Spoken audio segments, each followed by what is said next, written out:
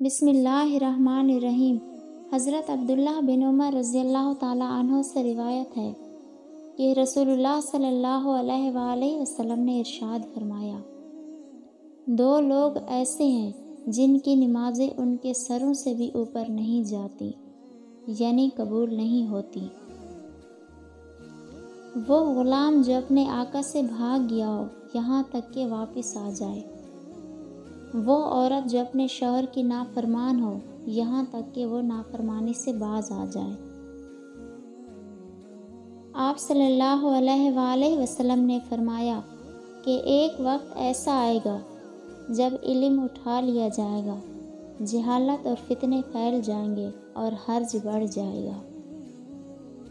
آپ سے پوچھا گیا کہ یا رسول اللہ، حرج سے کیا مراد ہے؟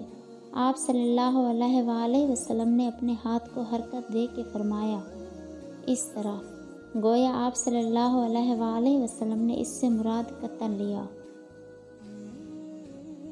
حضرت ابو ہریرہ رضی اللہ تعالیٰ عنہ سے روایت ہے کہ نبی کریم صلی اللہ علیہ وآلہ وسلم نے فرمایا، 7 قسم کے آدمیوں کو اللہ تعالیٰ اپنے عرش کے سائے میں رکھے گا، جس دن اس کے سوا اور کوئی سایہ نہیں ہوگا۔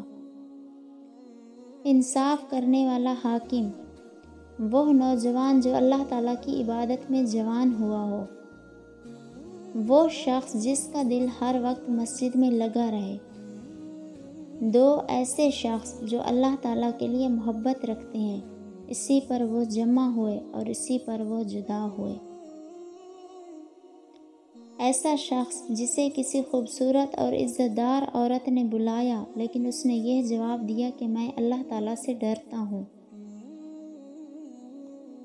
وہ انسان جو صدقہ کرے اور اسے اس درجہ تک چھپائے کہ بائیں ہاتھ کو بھی خبر نہ ہو کہ دائیں نے کیا خرچ کیا۔